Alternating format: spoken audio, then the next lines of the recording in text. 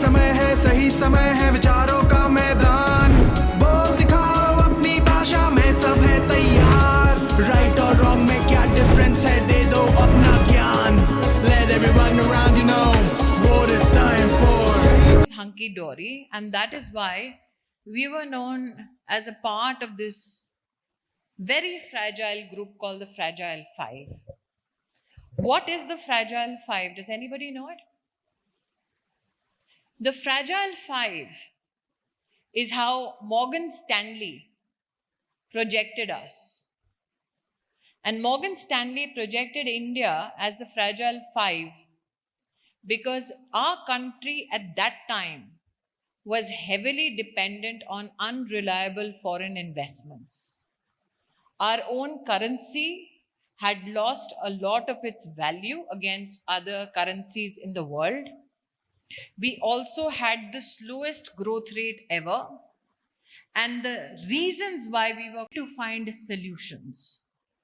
Today Gayatri spoke about 27 साल से जंग चल रही थी कि रिजर्वेशन लेकर आई है।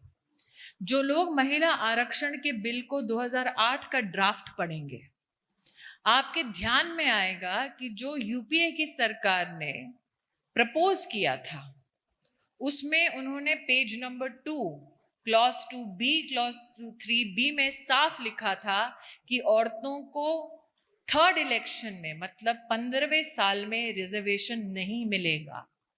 रिजर्वेशन देश में कैसे मिलेगा वो भी व्यवस्था यूपीए के प्रपोजल में नहीं लिखी हुई थी, which means it was political posturing and the political inability to give solutions. There was policy paralysis. Is there anybody in this house who is from Mumbai? I've lived 20 years of my life in that city.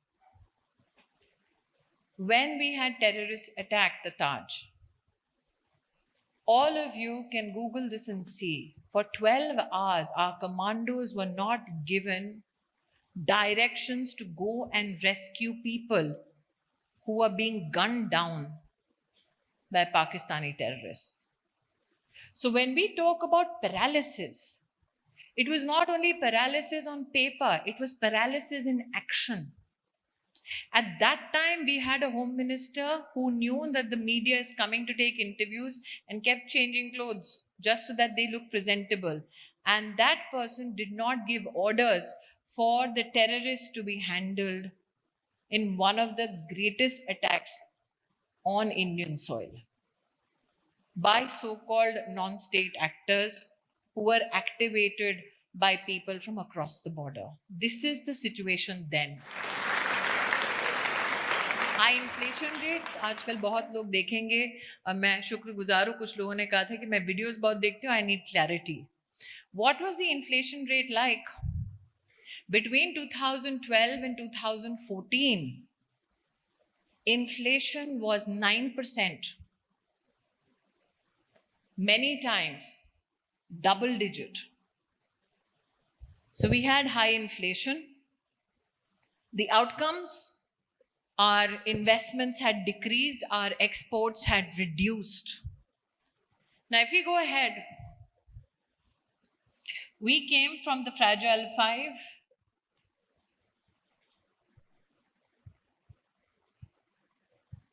And look at our economic strength today. We are now the 5th strongest economy in the world, and our aspiration is that we will become one of the top 3 economies post 2024. This is not only a political pronouncement. This is a position that is now supported by agencies and organizations that define economic growth of many nations across the world. So how do we do it? आज debate में 2 लोगों ने ये कहा कि व्यवस्थाएं क्या जो अंतिम पंक्ति में अंतिम श्रेणी का व्यक्ति खड़ा है जब तक उसका कल्याण ना हो.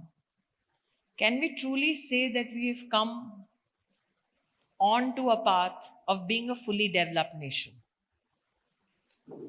आज इस सभागार में चर्चा हुई unorganized labor की. Ms. Chakraborty is here. So we spoke about unorganized labor. What is one of the greatest challenges that those who are a part of unorganized labor face? They don't have medical support. They don't have pension. They don't have pay parity. These are the three things. Correct, Ms. Chakraborty? Am I right? Then we have digital India. Everybody, like I said, was on a record mode. Ask your faculty members. Was that the situation 15 years ago? Which means everybody who comes from a small town, from a family which is not economically very buoyant, but you can still afford a phone. A smartphone at that. Economic reforms. What is Gati Shakti? I'll take your time to tell you that. Banking reforms, make in India. There are some who are naysayers who say hum mein kabiliyat nahi hai, but we say we can make it happen. There's honesty, transparency in governance. We heard Gayatri talk about women-led development. What does that mean? And of course, from space to sports, we now have a defined structure for more and more talent to come through. We are looking at a country which is not only securing its citizens within our borders, but when Russia and Ukraine go to war with each other, our Prime Minister ensures that that war comes to a standstill so that 28,000 Indian students are brought back safely home. So we are securing Indians no matter where you are in the world. And of course, redefining world order. There were a few naysayers who said G20 se hamara kya lena dena. That's 70% of the world's most powerful, of the world's strongest economies. And what did you get to the table when you as a country became the president of the G20? That is where women-led development and redefining world order, not only for our country, but women across the world comes into play. As somebody who has hosted the G20 deliberations on gender, let me tell you, I have been a part of the Bali consideration. और जब तक हिंदुस्तान को presidency नहीं मिली थी, इन 70% सबकी जो world की powerful economies हैं, उसमें महिला की चर्चा साइडलाइन पर होती थी. हिंदुस्तान की वजह से विश्व भर की औरतों का एजेंडा पहली बार मेन टेबल पर आया और G20 के इतिहास में पहली बार विमेन और यंग गर्ल्स के लिए एक वर्किंग ग्रुप बना. If we had not intervene and led this, we could not have done it for women across the world. So welfare to the last mile. I'll go through this in a nutshell.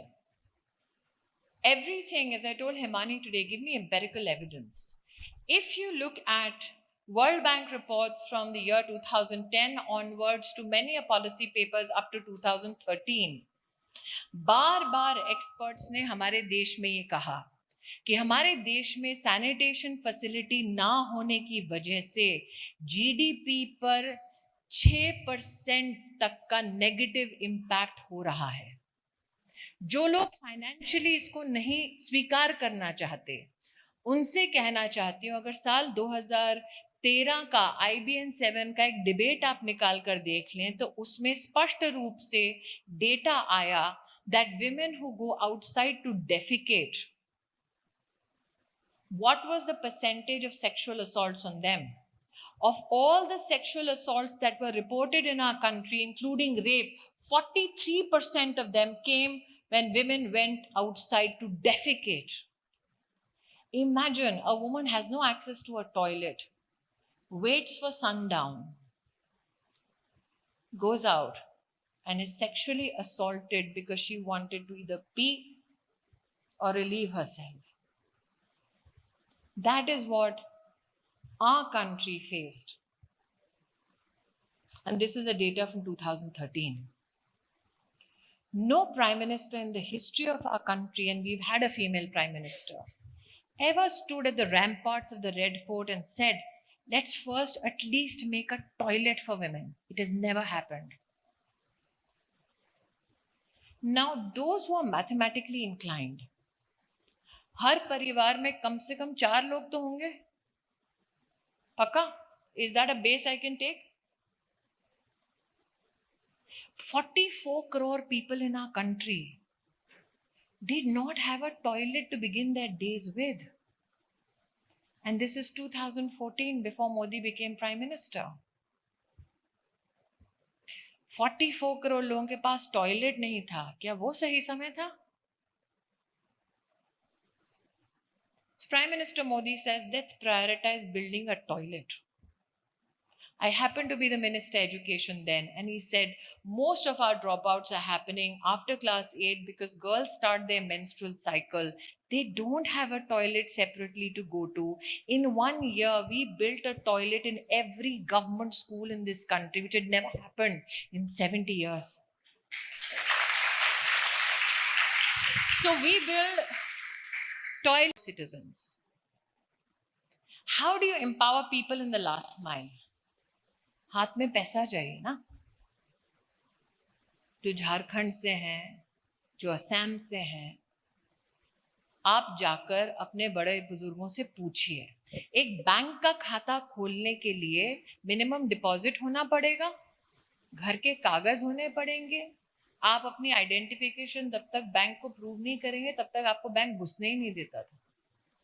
Narendra Modi said, let's make bank accounts happen for every citizen in our country. Bankers went and told him, sir, पैसा नहीं है उनके पास, कागज नहीं है, कैसे करेंगे? The Prime Minister said, मैं guarantor बनूंगा. 50 crore bank accounts were opened. Again, 50 crore लोगों के पास जिंदगी में कभी बैंक का खाता नहीं था. At that time, the opposition said, ये मोदी बैंक अकाउंट खोल के क्या कर लेगा भाई, गरीब है, इनके पास पैसा कहाँ है? Many of you must have heard it. I don't know whether you did. Today, in those 50 crore accounts, poor citizens of our country put in 2,10,000 crore of their own money. But why were the accounts opened? Account खोला था क्योंकि हमारे देश ने एक प्रधानमंत्री ऐसे भी देखे थे who said very proudly and transparently from Delhi, मैं 1 रुपया भेजता हूँ, गांव में 10 पैसा पहुंचता है. पहली बार हमारे देश में राजीव गांधी जी ने स्वीकार किया 90 पैसे बीच में लोग खा जाते हैं. So what did Prime Minister Modi do? He said, let's open the accounts. And then started sending money from the Indian treasury directly into those bank accounts. Ladies, till now, 28 lakh crore rupees has gone into the bank account of 50 crore plus citizens of our country. Then Prime Minister Modi said, what do the poor want to do with their money? They want to save it either for health, as we discussed with Ms. Chakraborty, or they want pension. They want either insurance, they want pension, they want health, right? Some wanted to do business. Because every child born to a poor family or a middle class, lower middle class family was told, लड़का हो या लड़की नौकरी ढूंढो. क्योंकि business करना अमीरों का काम है. बिजनेस करना अमीरों का काम क्यों था? क्योंकि अगर उन्हें बिजनेस शुरू करना है तो कोई बैंक कोलैटरल ही नहीं देगा, बिना कोलैटरल के वो आपको लोन नहीं देगा. So Modi said, let's make bank loan happen for those who want to start small businesses. And वो ना घर गिरवी रखे, ना कागज गिरवी रखे, ना अपनी जायदाद गिरवी रखें या सोना गिरवी ना रखें. And 40 crore loans to small businesses were given in our country. And you know, यही समय क्यों सही समय है? Because out of the 40 crore loans that small businesses, ready पटरी वाला भी ले रहा था, उसमें से 70% turned out to be women of this country. And you know why this is to be celebrated? 2014 से पहले आप McKinsey की रिपोर्ट उठाओ, HDFC की रिपोर्ट उठाओ, SBI की रिपोर्ट उठाओ, सबने ये कहा कि अगर औरतों को अपना बिजनेस शुरू करना है तो कोई उनको पैसे नहीं देता. And that is when, imagine, मुद्रा योजना was not a gendered योजना, औरतों के लिए नहीं बनी थी. सबके लिए बनी थी जो गरीब है. Imagine in a small village, in a slum, in a lower middle class family, a woman sits down, draws up a business plan, goes to a bank, convinces the bank manager